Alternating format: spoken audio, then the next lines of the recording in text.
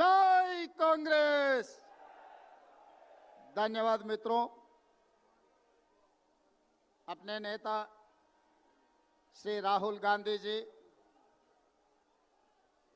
श्रीमती प्रियंका जी, केसी वेणुगोपाल जी,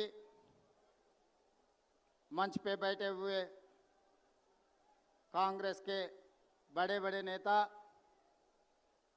देश कोने कोने से आए हुए कांग्रेस परिवार को मैं धन्यवाद कहना चाहता हूं, क्योंकि महात्मा गांधी जी, डॉक्टर बाबा साहेब आम्बेडकर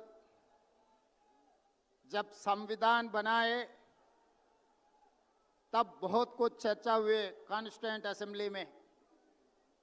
दलित, आदिवासी, माइनॉरिटी और गरीब लोगों को वोट देने के लिए तब आरएसएस, गोलवालकर उनके परिवार ने ये दलित, आदिवासी, माइनॉरिटी और गरीब लोगों को वोट देने के लिए मना किया।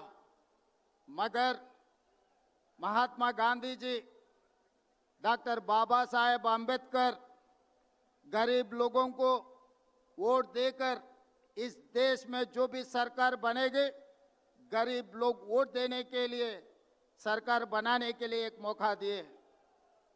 मगर आरएसएस गोलवालकर के सोच और विचारधारा लेके इस देश में जो सरकार बनाया नरेंद्र मोदी जी और अमित शाह, वो कानून, वो सोच, वो विचारधारा इस देश में लागू करने के लिए पिछले चुनाव में ये मांगा था 400 सीट।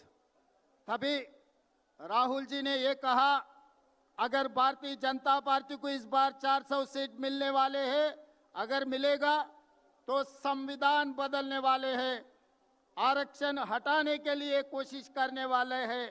इसीलिए इस देश के जनता भारतीय जनता पार्टी को 240 में रोक दिए।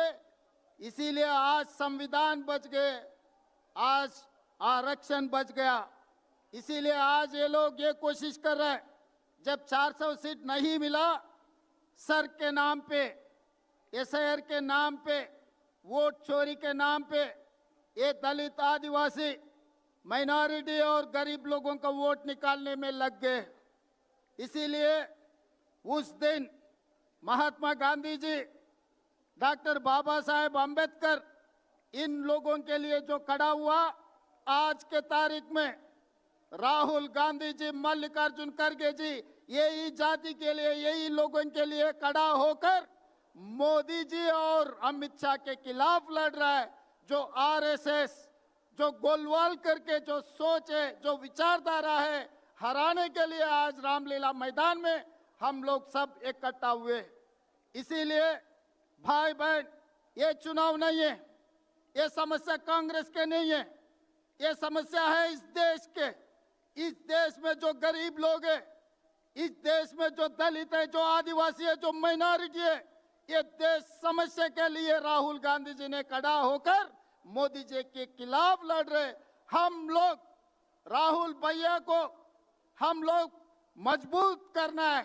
इस जंग में, इस लड़ाई में राहुल जी को इस बार इस देश ने जिताना है, नहीं है तो गरीब लोगों को वोट हक छीन लेने वाले। अगर एक बार उनका नाम वोटर लिस्ट से निकल गए, उसके बाद आधार कार्ड निकलने वाले, उसके बाद रेशन कार्ड निकालने वाले हैं, उसके बाद उनका जमीन जायदाद खींच लेने वाले हैं। इस देश में जो मूलवासी आदिवासी है, उन लोग सब कुछ खो जाएंगे। इसीलिए हम लोग सब इकट्ठा होकर राहुल जी के तरफ से, राहुल जी सिपाही बनकर मोदी के खिलाफ लड़ना है। तेलंगाना की तरफ से हम लोग हाजिर हैं। आप लोग तैयार हैं? तैयार है? तैयार है? जिसने भी तैयार है हाथ उठाओ।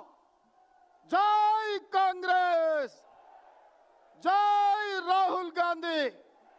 धन्यवाद मित्रों।